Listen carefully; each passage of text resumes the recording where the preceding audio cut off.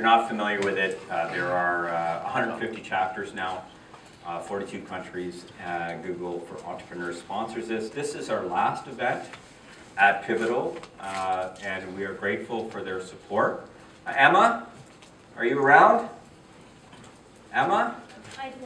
Yeah, so if you wanted to say hello, but thank you so much for supporting us over the last six events. Thank you very much for coming. It's been amazing to have you guys here. We've really enjoyed getting to meet everyone and listening to some amazing speakers, so thank you. So what does Pivotal do here, and how can they help her? Pivotal does agile development. Brianne is probably much better in terms of explaining the product side of how we help startups, but effectively we do web and mobile application development and agile. And Pivotal Toronto is actually a great startup story. It was formerly Extreme Labs. Extreme Labs. Yeah, exactly. And exactly, right. Oh, it's Communical, right? No, what's your Twitter handle? Unbelievable. Oh, right. Yes. Okay. So, Extreme Labs was then acquired by Pivotal, and it's sort of a successful startup story of the Toronto scene. Yeah, totally. Yeah, it was like Extreme Labs kind of modeled itself after Pivotal Labs. Like it was like a brother, if you will, and then we just evolved into kind of our own beast. Right. And we kind of mastered the enterprise in addition to startups, which was a really interesting story. We deal with startups very similar to how we deal with enterprise, which is really cool. So yeah, agile transformation is kind of the MO. Okay. That's the end of the pitch for. Okay. Excellent. Listen, man. Yeah, now you're supposed to come in. But thanks. Listen, here's the story on how this talk came about. On the day, which may be, you can correct me if I'm wrong, but one of the most interesting days of your life, where you closed this most recent round of financing, or was announced. Yeah. I sent you an email and said, "Hey, man, and I actually responded. and it'd be great to have you do a startup grind." And I thought, well, at least it's in the pile of emails that he's getting today, and I'll follow up later. But sure enough, within about 4 hours, I got an email back saying, "Yeah, that would be something that you'd be interested in doing." So, I think that's a great testimony to the culture that you're trying to project here. So, thanks for coming. Thanks for inviting me. Right. So, listen, we have 3 themes: inspire, educate, connect. So a little bit about your backstory to start out. I know that you've done other startups before this, so perhaps you can do a much better introduction of your backstory than I was. I'm a serial entrepreneur. Wattpad is my 3rd company, or technically the 2nd one, but it's too long a story. I skipped that part. We started Wattpad in 2006, but we didn't get any traction early on, so I started another company after starting Wattpad, so that company came back to do Wattpad. So it's the 2nd or 3rd one. But long story short, I started my first company in 2001. It's called Tira Wireless. It's a mobile gaming, mobile publisher, mobile technology company. We did very similar to Pivotal, actually. We did games for other publishers like Disney, for instance. At that time, if you had a chance to download Finding Nemo 10, 12 years ago, it was actually done by Tira. And we also publish our own games as well. We licensed the NHL brand, we did NHL Power Shot Hockey, and people can download that on your, guess what, Nokia's Series 40 phone to play hockey games. People actually did that. So that's my first company, and then started Wattpad in 2006. Massive failure in the first year, didn't get any traction. So Ivan, my co-founder, Wattpad co-founder, and I started another company as a small mobile advertising company. We sold that company in a year, while on the side continue to enhance Wattpad, and came back to do Wattpad full time in 2009 when we had enough traction to turn this into a real business. So this advertising startup, is an exit that you talk about, or? Yeah. So was it enough for you to finance the startup of Wattpad? or- Yeah, it was only Ivan and me, so it wasn't a $1 billion exit. Otherwise, I would be sitting in Bahamas. I wouldn't be talking to you. But it was a nice exit. You just blew my entry story. Anyway, it's a good small exit. Gave us just enough cash to continue. Otherwise, I would be begging on the street. Right. Okay, so a little bit about the playbook idea here, so we'll get this out of the way. So we're going to try to do a quick section here because we're going to. Who has questions about Wattpad? If you don't have a question about Wattpad, I'm going to ask you. I'm going to just go, Jade, it's your turn. Okay, so we're going to do this quick section though. So this is Wattpad playbook. Let me introduce this properly. So this is Steve Blank's Wattpad playbook. And here are the questions. First of all, at the idea stage, how did the idea come about and who was critically important? So the idea actually started in year 2002. That's why I mentioned my first company, because it's kind of related. When I first started Tira, it wasn't really a mobile gaming company at the time. It just happened that all the customers were gaming, publishing studios, and we kind of pivot into a gaming company. But I don't play games. I have to admit that. I still have my PlayStation 2 at home collecting dust. And that's the only gaming machine at home. So I wasn't really passionate about gaming, but it kind of accidentally got into gaming. But what I'm passionate about is, there are two things.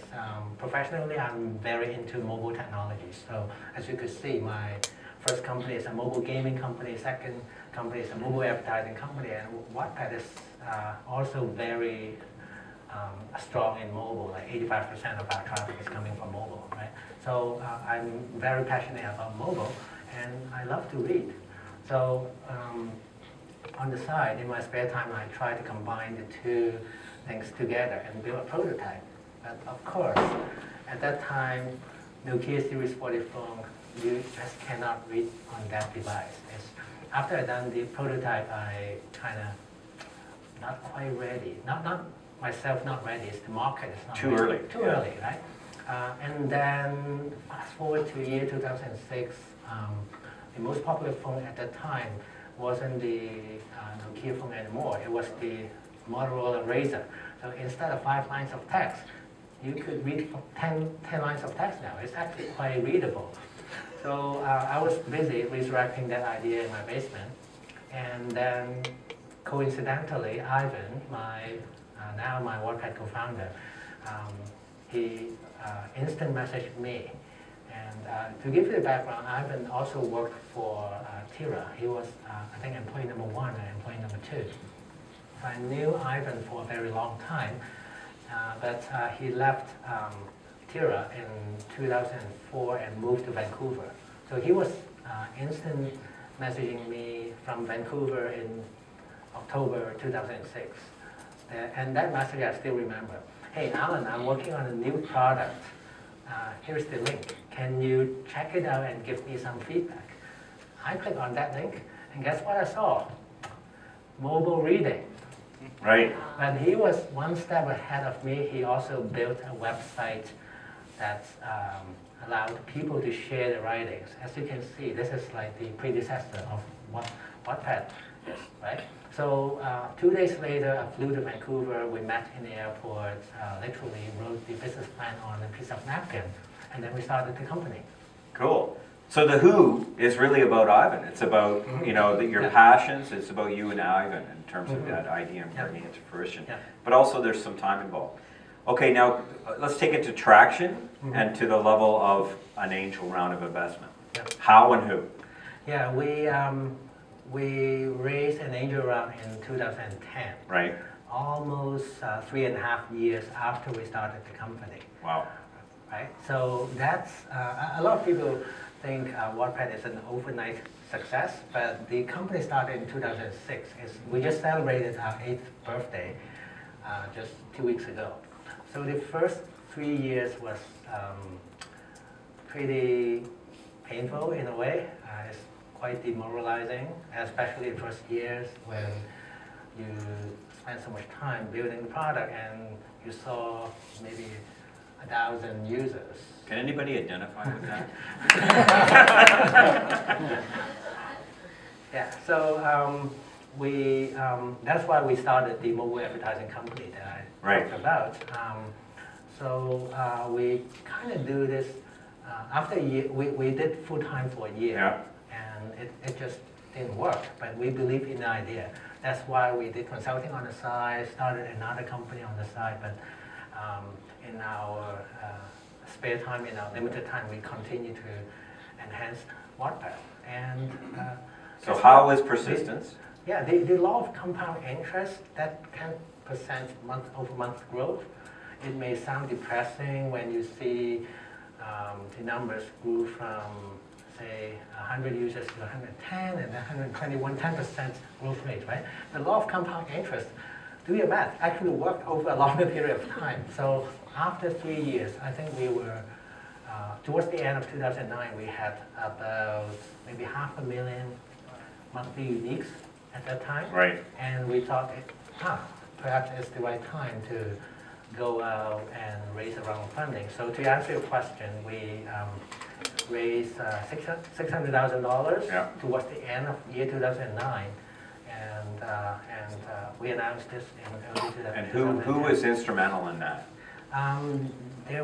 We had 3 local Toronto-based angel investors. One of them was Bert Motto. He was the co-founder and CTO of Darina. For some of the older folks in the room, you may remember a product called WinFax. Right. And people still Mark fax. Kapinka was on that Yes, deal as well. Marcus Yeah. Kapinka and Mark and Bert started Darina together. And that's where I started my career. So I worked for Bert for quite some time, and it came full circle. And 2009, we kept in touch over the years, and he knew I started Wattpad, and in 2009. So he was the lead? He was the lead angel investor. And the other two? And the other two, Ellen Levine and Harvey Beck, I didn't know them back then. They were friends of Bert. Right. That's how I knew them. Okay, so let's fast forward now to the more recent news. Was there an interim round? Oh, yeah. Okay. The last round we raised was Series C, and Okay. we did 2 more rounds In between. In between. So really it's that Series A is really the hard story. Yes. So again, who and how? Yeah, so we raised the angel round in January 2010. We grew, I'm trying to remember the number, I think we grew to about 4 million monthly uniques. Right. In the summer of 2011, and our timing was right to raise our Series A. So it was still an unknown company. No one has ever heard of us before. We were not very selective because it's still pretty early. So I think at that time I pitched to 40 investors. I don't care who they are, I don't care where they are. Because at the end, all you need is one term sheet. Remember this, when you raise funding, all you need is one. So I picked Because then everybody else jumps on board. That's right. No one wants to be the first one. Everyone wants to be the second one. Remember this. So I pitched as many people as I possibly could. And eventually I convinced Unit Square Ventures, they're based in New York. They were, some of you may know them. They are early investors. And I think they were first investor in Twitter, first investor in Tumblr, first investor in Foursquare. And Union Square Ventures. Yeah. Yeah. A guy named Fred Wilson, yeah, right? exactly, yeah. Yeah. So Who made that introduction, if you don't mind me asking? Long story. I've been following Fred's blog for a long, long time, way Yeah. before he invested in Wattpad. But I knew with 500,000 monthly uniques, he probably would not even return my call, right? Right. So I waited for quite some time. So I believe in May 2011, I thought timing was right because he, as some of you may know, he writes one blog post every single day on a different topic, and I've been following that for a long time. And on one day, he wrote a topic about mobile reading. Right in my alley, right? And then the following day, he was talking about the 4 big trends that he would be investing is mobile, social, global, and one more thing I couldn't remember, but we were right on those 4 things, right? So instantly I post a comment on ABC, hey Fred, if you are into these 4 trends and also into mobile reading, which you just talked about yesterday, you must talk to me. And he actually responded. I was posting comments, but I wasn't extremely active because I want to read and digest. I post comments occasionally, but I'm sure he didn't know me back So then. did he lead? He led that round. But at the same time... And the rest is history. I mean, once you have Fred Wilson as an investor. Yeah. But that's not the end of the story, because when I Of after course. posted the comment, I start. also asked 2 other people whom I know, who also know Fred, to make right. an introduction. So Right. I've been trying everything Right. I could to get... William? Not William, actually. I didn't know William back then. Okay. Had I knew him, life could have been a little bit easier, right? Okay. I knew someone who knew Albert Wenger and another partner at Okay, yeah. Unisquare, and another person who knows Fred, and basically 3 or 4 different Okay. introductions and comments, and they all responded.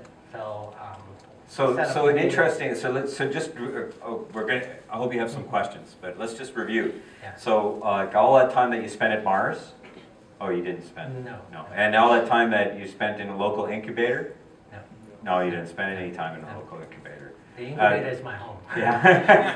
and did you spend any time in any of the, how about government-funded programs of any kind? No. No. So maybe the local playbook doesn't include those kinds of things. Do you have any questions? Anybody?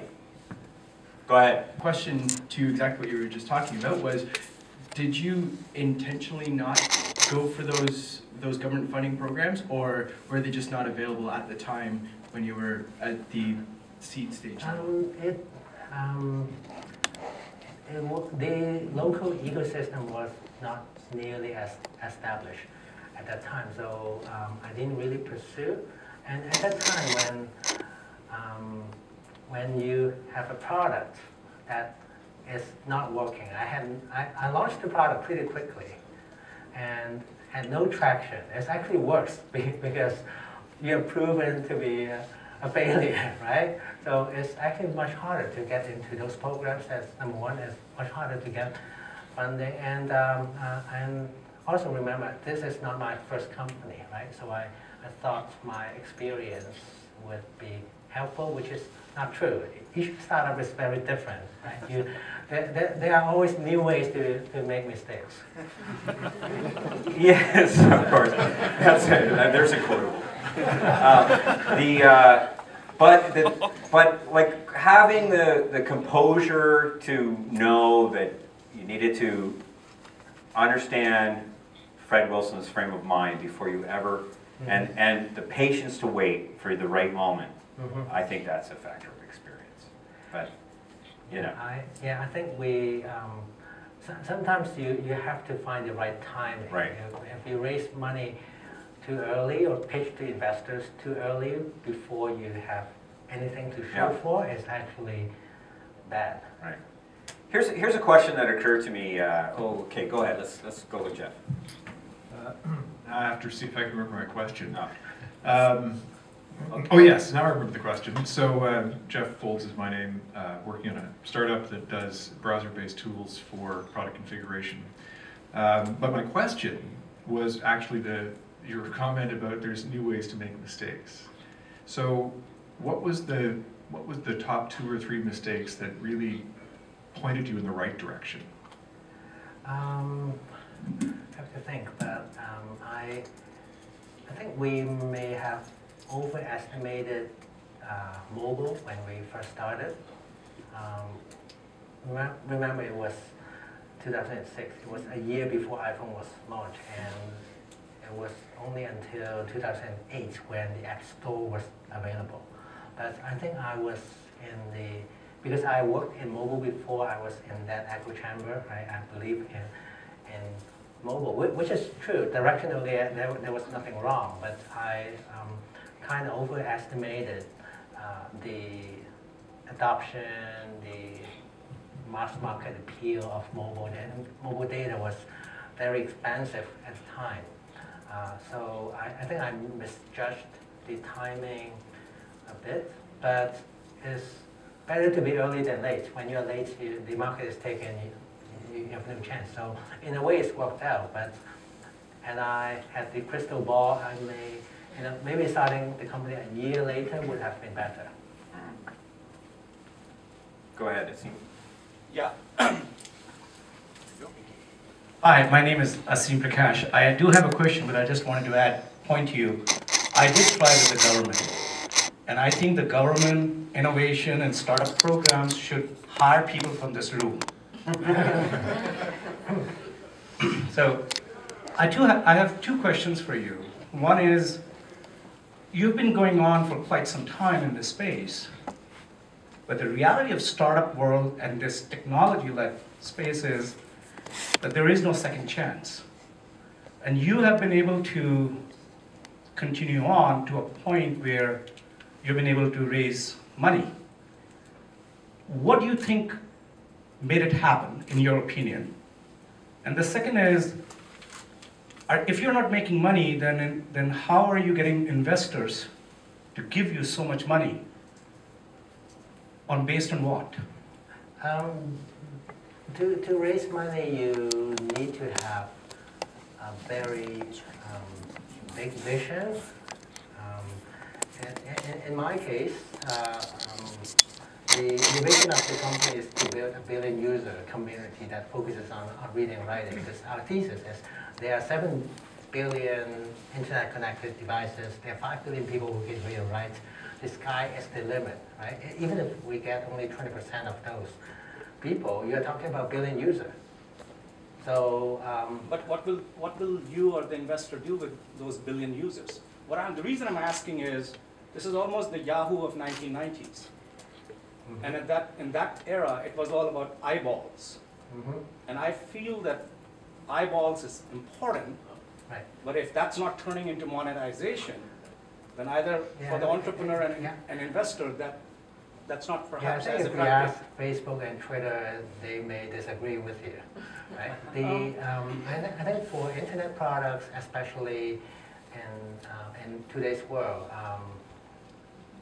building that user base, again, the context is consumer internet companies, especially social networks. Right? You need to build that user base first before you monetize, because if you monetize too soon, you add friction to growing the user base unnecessarily, and that actually would be harmful to the company. So if you look at Facebook, if you look at Twitter, and even Instagram, LinkedIn, they focus on building at least 100 million users before they monetize.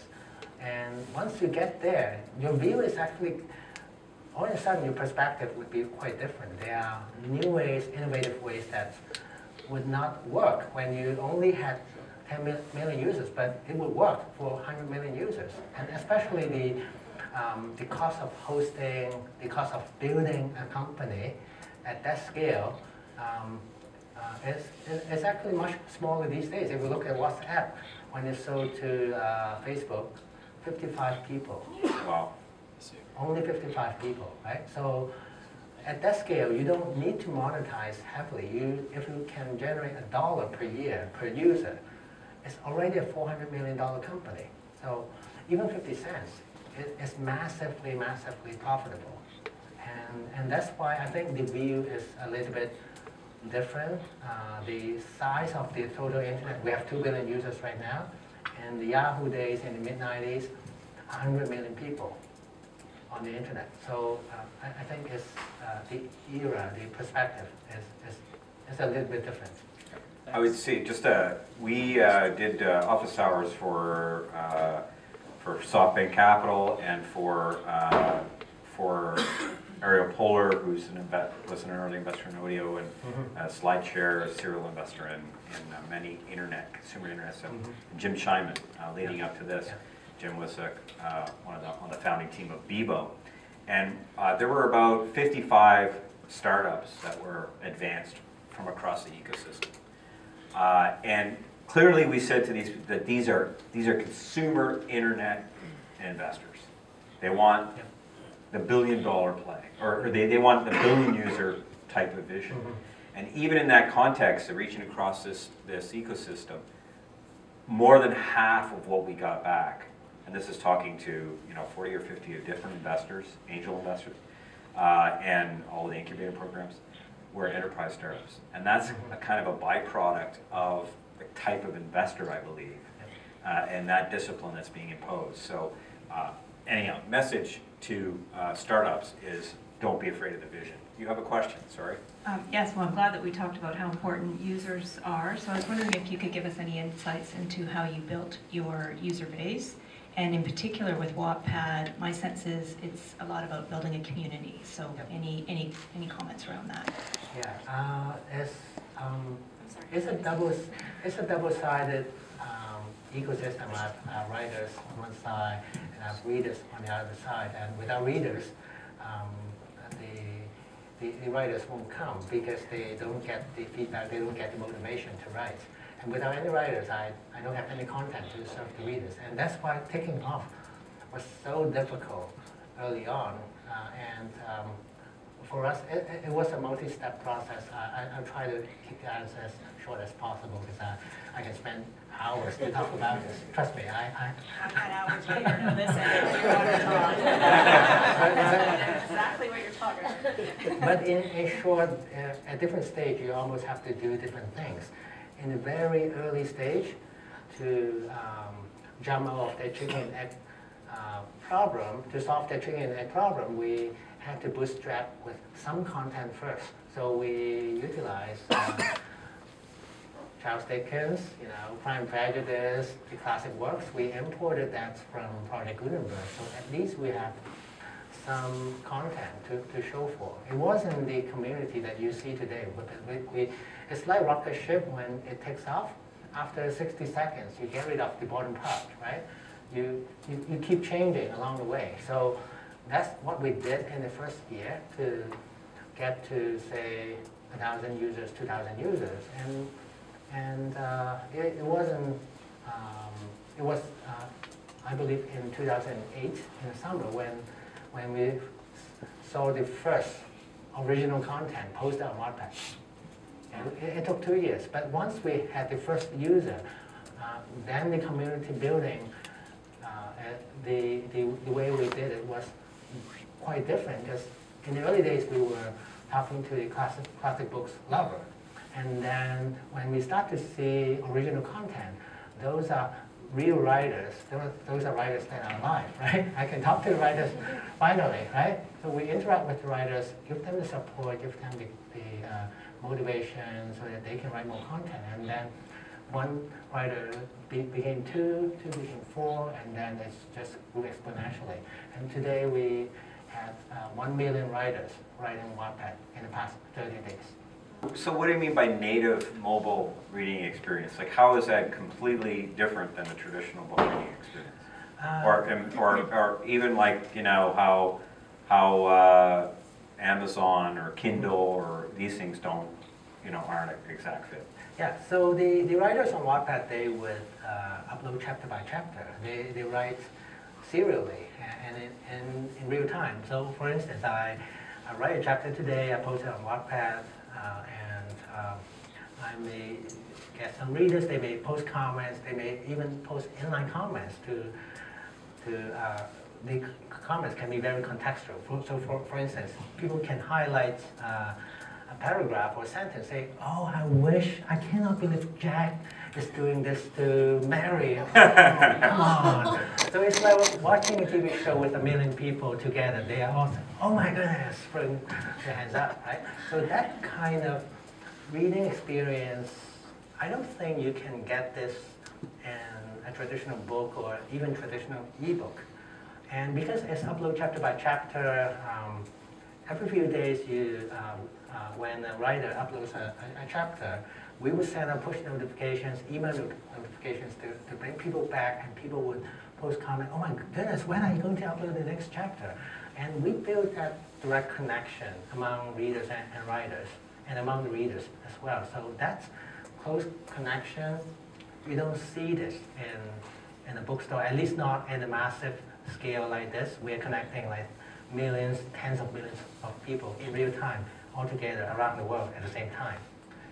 You don't see that in a bookstore, you don't see that on Kindle. We are a very different product. What are the biggest genres? You can find pretty much anything on Wattpad, mostly fiction.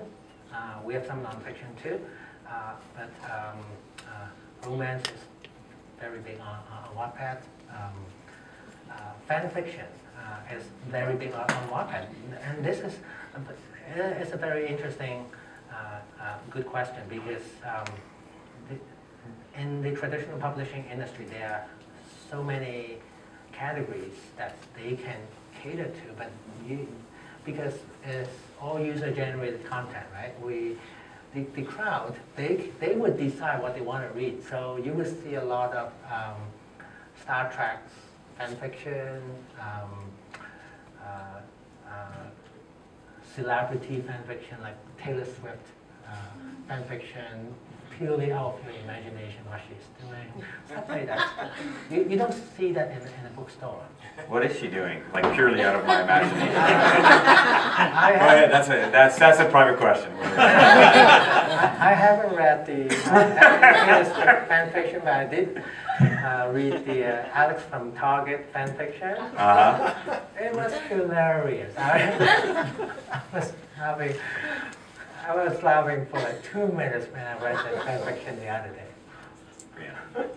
Brianna again. Brianna from Pivotal, but also the co-founder of Ladies Learning Code, so startups. But when you kind of paused, for lack of a better word, working on Wattpad to start your other new startup, did you know in your gut that you were going to return to Wattpad? Like, was this to fund it, or did you just keep it on the side because it was fun to do? Or did you really believe in it and you knew that that was going to be it for you? We really believe in it, but we didn't really have a choice to work on this full time, right? I have 2 young kids. I have a family to feed, and I've been the same. We cannot bootstrap this infinitely, so we had to do some consulting on the side to keep us going. And even if we believe in the idea, we don't know whether it will actually take off, and even if it does, we don't know how long we have to wait. So it's a reality check, right? Your bank account will tell you, hey, you need to do something else. That's really inspirational, you know, that we hang in there like that. Go ahead. Oh, you have to turn it on. Sorry. And your name and startup. My name is Jay. I'm from English Reader. So my question is, you mentioned you have 1 million writers. So how many languages are they writing? We support over 50 languages. Most people write in English, but that's almost like 40%, only 40% of the total traffic, and the rest is pretty diverse. We have a lot of Spanish writers. We are very strong in Spain and Latin America. Italian is also very strong. We have a ton of users in Turkey. Germany, in Northern Africa for those French-speaking countries, and French as well. A few months ago, the most popular story within Canada was actually a French story. In Asia, we have very, very strong traffic from the Philippines. 3 out of 10 internet users in Manila are using Wattpad. That's how crazy it is. And Indonesia is getting up there as well. So it's pretty much a global phenomenon. So this is a key question coming back to Rick's column and Steve Blank's playbook. Really, it's about being born global. So what is it about the founding of this company, a Toronto company, that really made it be conceived and executed as a global company? Yeah, we very early on, if you have the time to go to Internet Archive, you can check out how Wattpad looked like in 2007. And you will see we supported 10 or 15, I cannot remember the exact number, 10, 15 languages in the get-go. It's right on the homepage, you will see English, French, German, and so on and so forth. But I have to tell you, at that time, the product worked exactly the same in other languages. When you click on that, the product feature did not change at all. We just fake it. Because we knew at that time, we didn't have money to translate the website, but we knew English may not be the first language to take off. So that's why we put all the languages on the side. So if you're a Spanish speaker, you accidentally stumble upon Wattpad, you would, Wattpad supports Spanish. Let me go check out. You feel home, right? That ties to your question about doing a startup in Toronto. And I think I'm very lucky to live here and start the company here because in Toronto, as many of you may know, half the population here was born outside Canada in Toronto, right? 51% to be exact. And if you go onto the subway, before you know, you hear 10 languages, right? And that cultural and language nuances incredibly powerful because a lot of times the product, there are 5 little things about German that you need to know. If you fix those 5 little things, the product will just take off. Imagine doing this in, say, Silicon Valley, where the culture is more very homogeneous, right? It's much harder to find people like that to work for your company. Whereas in here, both Ivan and I, we're bilingual, and that's why we have that sensitivity. And today we have 100 people working for Wattpad. I would say at least half of them are bilingual or multilingual, or at least live abroad for an extended period of time. And that, don't ever underestimate that. This is the competitive advantage of starting a company in Toronto. You can build a global internet company right here. This is actually a very good place to do this. And to build a global internet company, you need 2 things: the global nuances, that I just talked about, and high-speed internet. Last time we checked, we have that. Right? So do it here. Nice. That's going to be a separate piece that we'll publish just on Toronto. That was great. Okay, other questions? Quick. Rick, you must have some questions. How about you? Yeah. Hi. Working? Okay.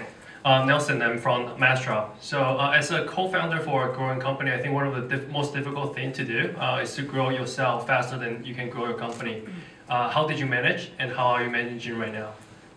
It's a very, very good question, because a lot of the founders, they underestimated the fact that you need to be a very good accountant, good HR person, good salesman, in addition to being able to write code.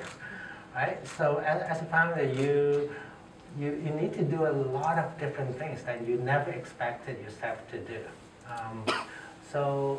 I struggled with that early on, and because my background in my first company, I was the CTO and co-founder. I'm a product guy, engineer. I wrote code, and Ivan pretty much the same. So our skills were very skewed towards one end. But I think in a way it worked out, because when during the time when we started another company, I also did consulting on the side. And guess what I did? I became a head of sales for another company as a consultant. And that wasn't what I intended to do, but I need to eat, right? So that's how it ended up to be. And that. Did you try? Did you seek out the sales position in order to strengthen yourself that way? I think, well, I had to do what I could find. Took the path.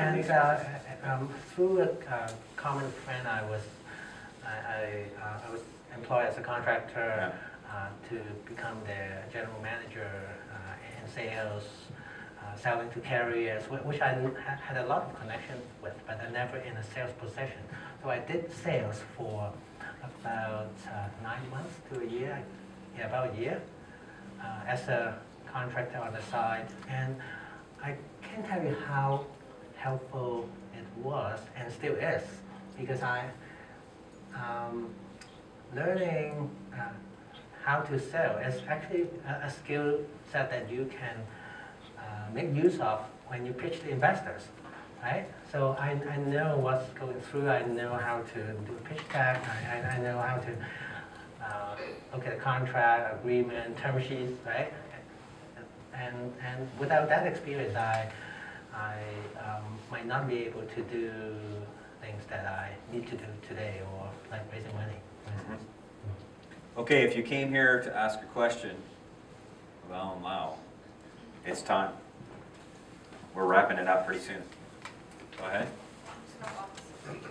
Pass it along.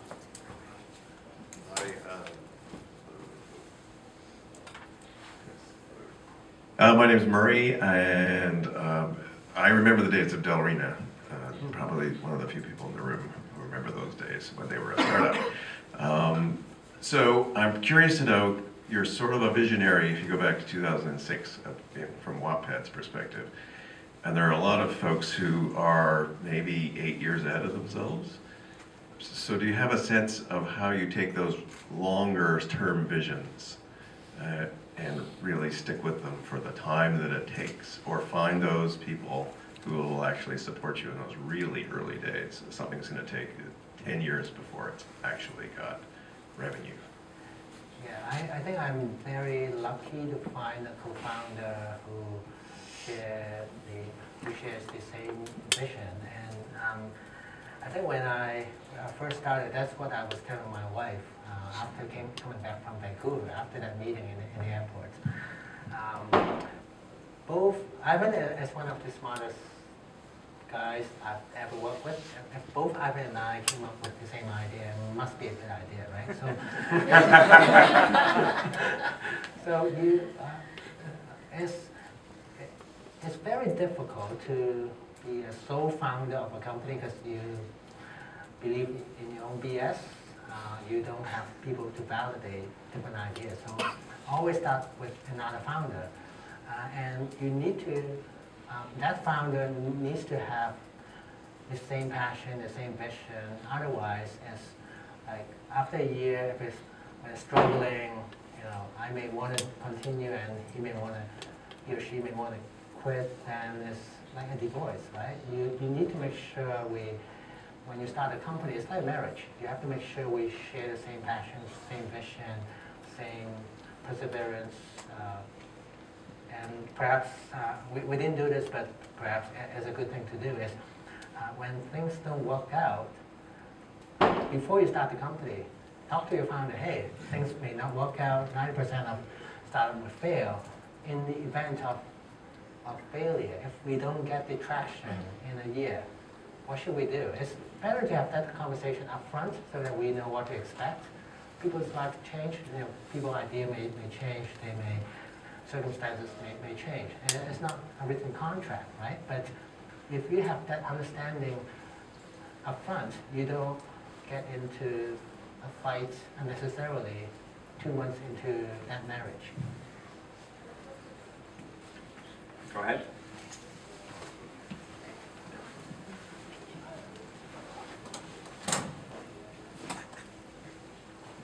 Hello. Oh. Hi, my name's Amy. One of the things that kept you going, did you look at the market in Asia?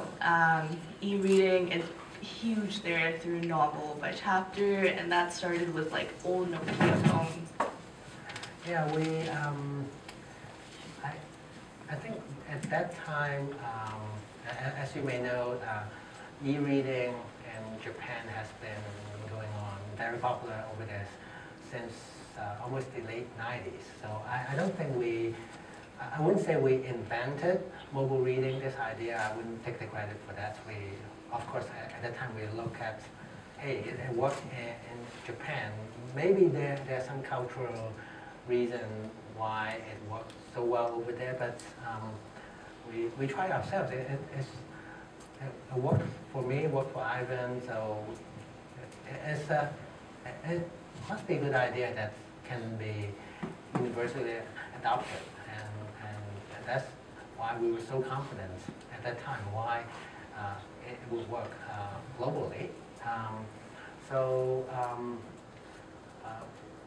E-reading is very big, mobile reading is still very big. For instance, in China is a big thing as well, but we're not really focusing on the Asian market per se. We believe this is a global thing, and we make sure the product actually works, doesn't matter where you are.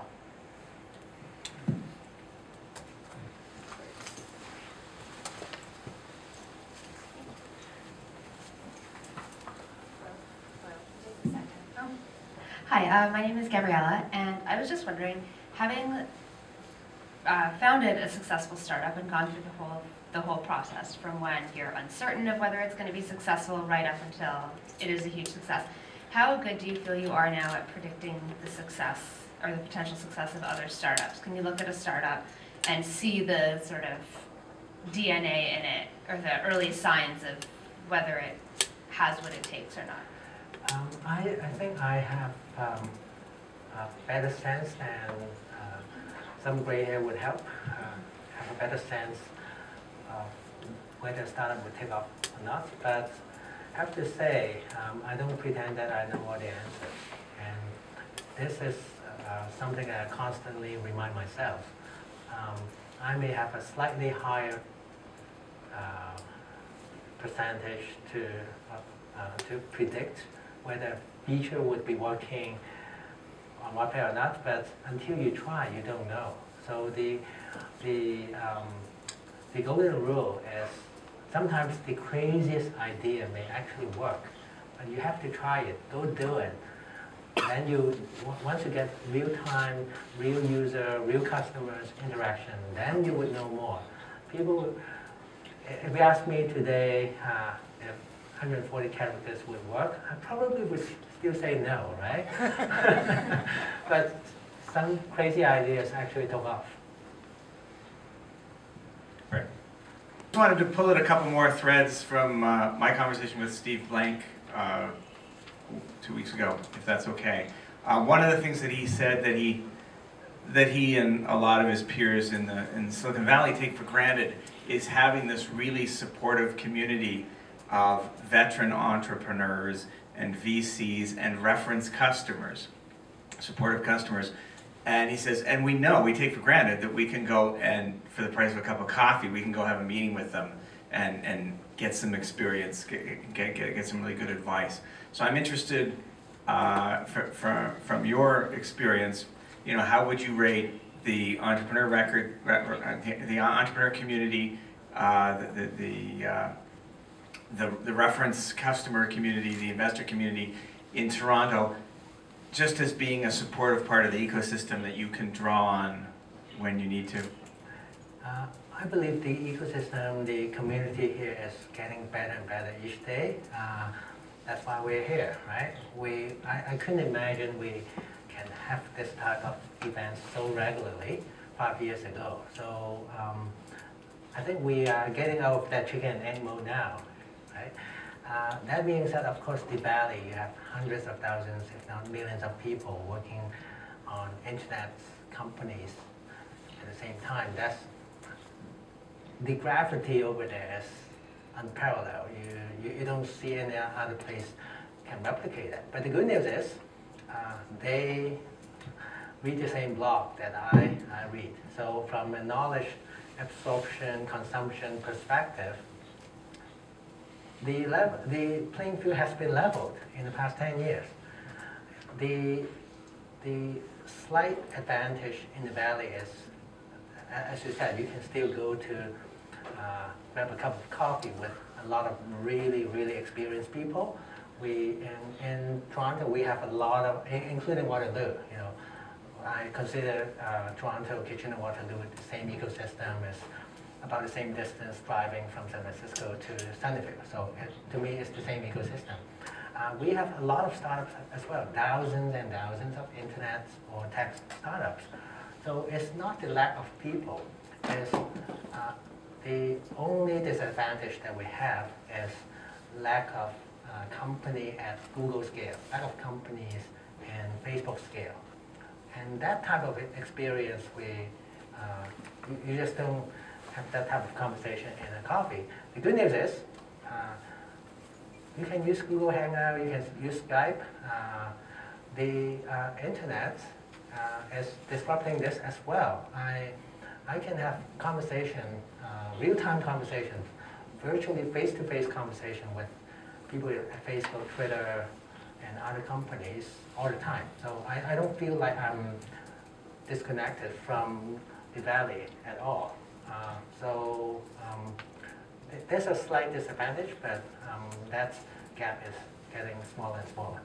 But who did you turn to when you felt I need to bounce this idea off some people, someone who's been there and knows a little bit? Did you have people locally, Toronto, Waterloo, who you could talk to and who you did talk to?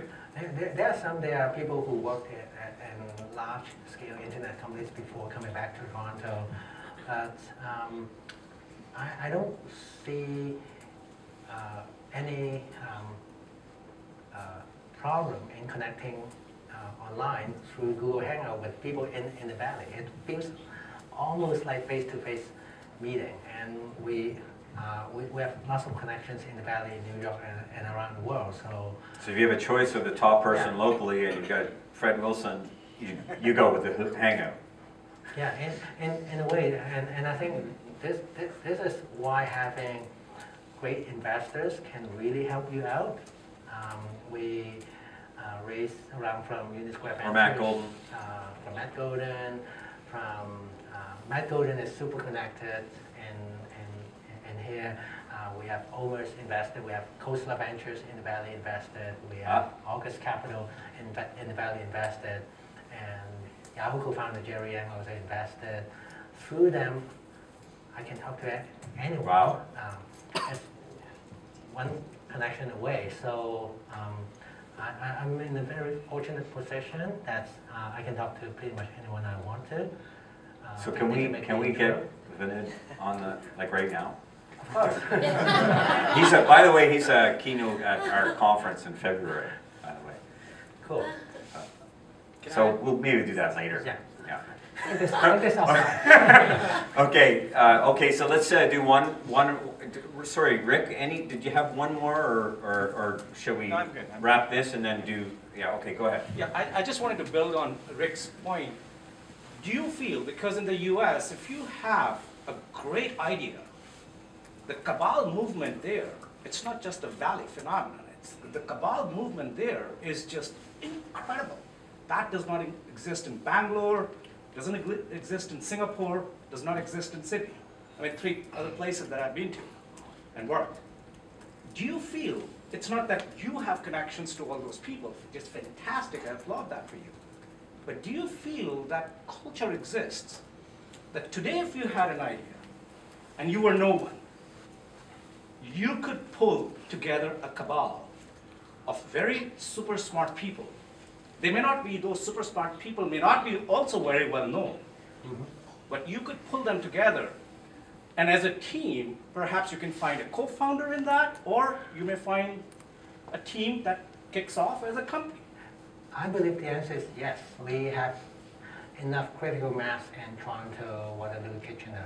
Right now, you can you can find like-minded people with the right skill, with the right experience, or the combination of the two, to start a company together. We are seeing this every day in Toronto. We are seeing this every day in Kitchener.